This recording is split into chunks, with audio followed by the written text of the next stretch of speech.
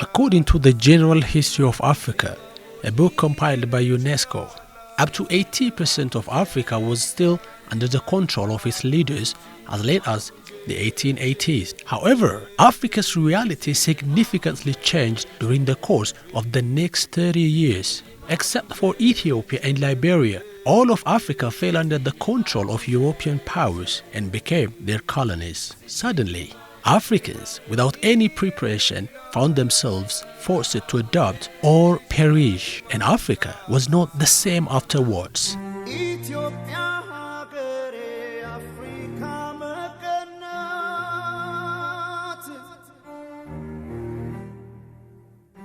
However, the people of one country have withstood the test of time, stood their ground united against unjust colonial ambitions to subjugate the people. They averted humiliation, maintained the status quo, and above all, retained their sovereignty and independence.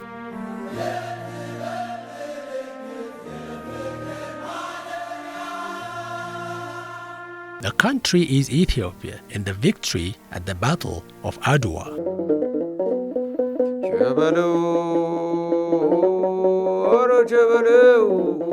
While Ethiopia was able to resist colonialism in Africa, other African kingdoms that attempted the same level of resistance were not so fortunate. But why was the rest of Africa so unfortunate? Was Ethiopia the only country to have resisted colonial aggression?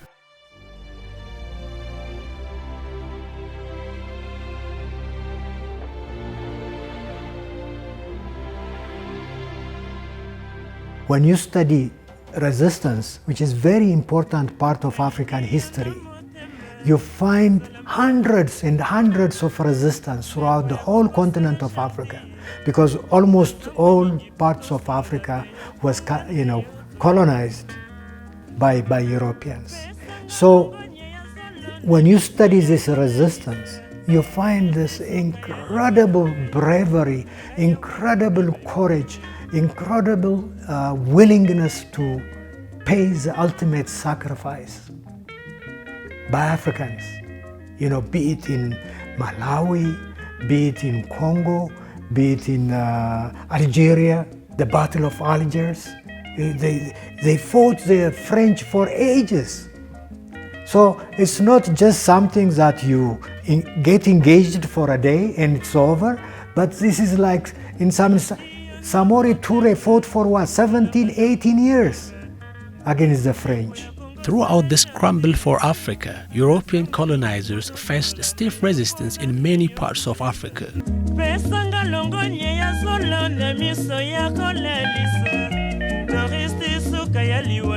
One of the most notable examples of stiff military resistance to European colonial aggression came from Samori Toure of the Mandinka Empire. In the 1860s and 70s, Samori led successive military campaigns in West Africa, which eventually enabled him to establish a government that promoted trade and allowed religious freedom. In 1887, he had a sizable army that was well equipped with European arms.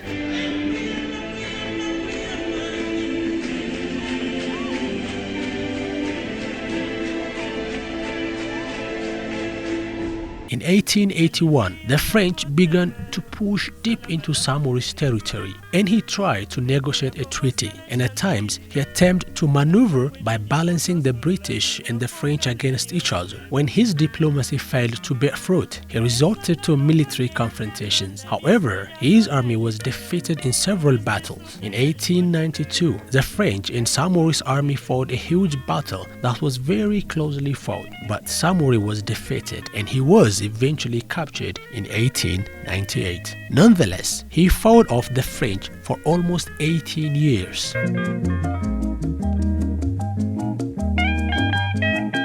All the leaders, what's amazing is that the resistance of leaders, none of these leaders were able to survive. They were all brutally murdered. or executed. Kijinkintle Ngawale, a hero of the Maji Maji movement, was kidnapped and killed after ironically being accused of treason for defending his own nation.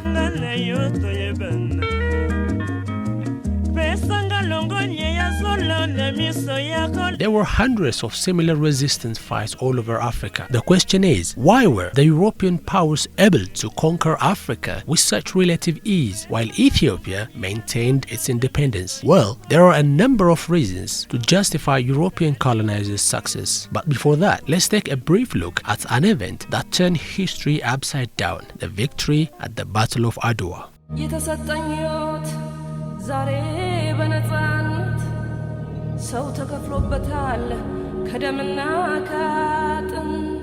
Italy had imperial aspirations to annex Ethiopian territory and undermine its independence more than 20 years before the Battle of Adwa happened. It all started in 1869 with the establishment of an Italian private shipping company, which was later recognized as an Italian colony in 1882. In December 1894, an Eritrean chief, Bahata Hagos, rebelled against the rule of Italy in one of Italian-controlled areas. This led to fighting between the Italians and Ethiopians that lasted until January 1895. In September 1895, Emperor Menelik II ordered the mobilization of his army and marched north, winning several victories over the Italians along the way.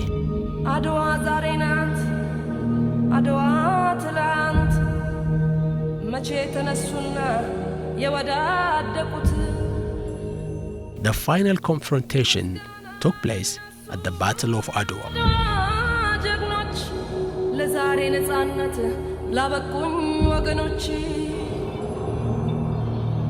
The outcome of the day's fighting at Adwa was a remarkable victory for Ethiopia. The Italian army suffered a devastating loss due to the fact that it effectively put an end to Italian engagement in the battle. This outcome had a tremendous impact on how the war played out.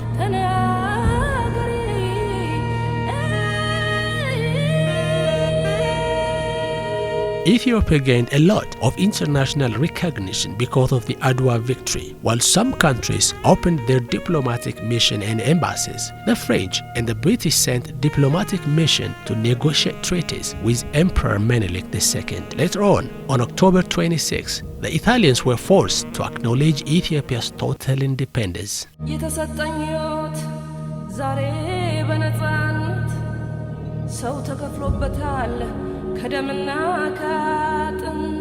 How did the Ethiopians triumph? What was the advantage Ethiopians had while the rest of Africa did not? Among the many reasons that led to the colonization of most of African nations was the lack of solidarity, unity, and cooperation, and the formation of alliances with the invading European forces.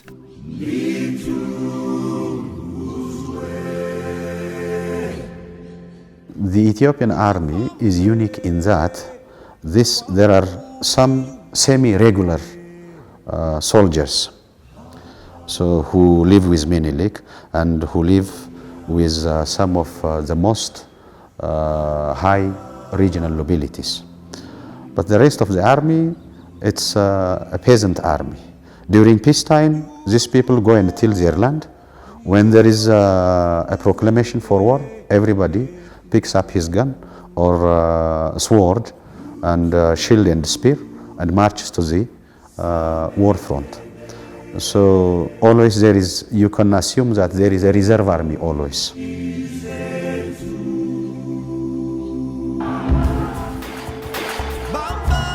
Reliance on traditional beliefs. The Africans relied too much on their traditional beliefs. They believed that supernatural spirits would make them immune to European bullets. On many occasions, they even went to war against Europeans without guns, which sadly resulted in mass casualties. One of the famous events was when, during the Maji Maji War between Tanganyika and the Germans, the locals believed that they could not be harmed by the German bullets because the bullets would turn into Maji, which means water in Swahili. Colonialism caused a great deal of damage to the African economy, culture, and history. Therefore, Africans always found ways to resist it.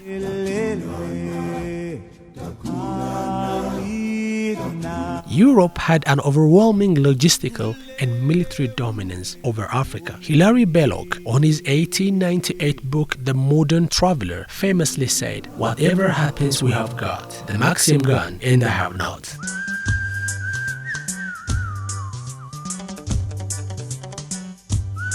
The Ethiopian army is not like an armies of many of African countries. I'm not underestimating the armies of many African countries because they fight them in the open, colonial forces, and then also they don't reorganize themselves. So the Ethiopian army in that sense, even though you lose a battle, you reorganize. The Ethiopian army of that time was very well experienced in battle. So this is an army that has been fighting the Mahdists at different places. For example, take the army of Nugus Teklaiman, the governor of Goja. He has experienced fighting the Mahdists with modern weapons and then with modern battle formations. Ras Alula has fought the Egyptians. He has fought also the Mahdists that are led by Uthman Digna, one of the best generals of the Mahdist forces. And then eventually he has defeated him. And then also they are well acquainted how to use modern firearms. So you cannot compare it like that of the Zulu army or the army in the Ashanti area, which has never experienced modern weapons and which did not possess modern weapons, which colonialists easily defeated.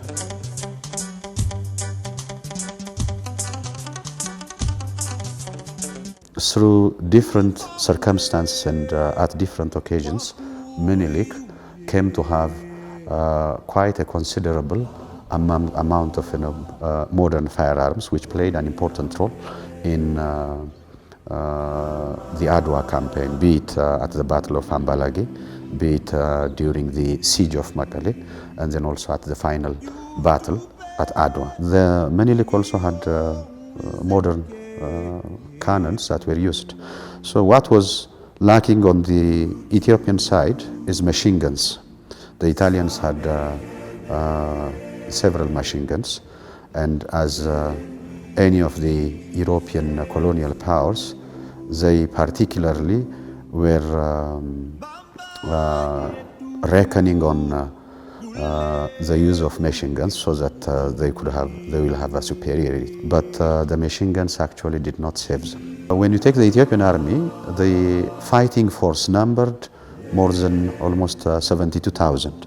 From the 72,000 soldiers, about 60,000 soldiers, they have modern breech-loading guns. So you can compare the firepower from both sides. During the expansion of colonialists, most of African states were locked in interstate and intrastate conflict and rivalry. For years and years, the Mashona fought against the Ndembele, the Mandingo fought against the Tukulor, the Asante fought against the Fante, and so on. Hence, African nations had their attention divided while the Europeans went on quietly controlling African lands.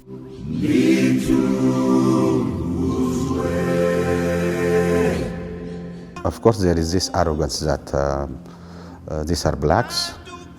They are not trained in modern warfare, so we can easily, defeat them. So that kind of arrogance, you find it in every colonial power, be it Italians, Belgians, the British or whatever. So that underestimation, in a way, which is arrogance, is there always. In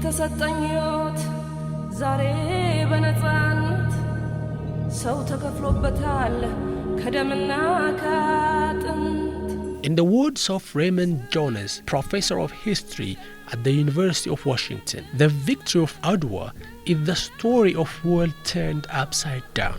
The Africans had defeated Europeans before, but those victories usually meant nothing more than temporary setback for the Europeans. Ethiopia's victory over Italy at the Battle of Adwa, however, was decisive as it closed the chapter in Italy's ambition and brought an Italian war of conquest to an end in Ethiopia. The victory at Adwa says in golden letters that Ethiopia alone had successfully defended its independence. Adwa, as Raymond argued, is part of our global heritage that determined the color of Africa.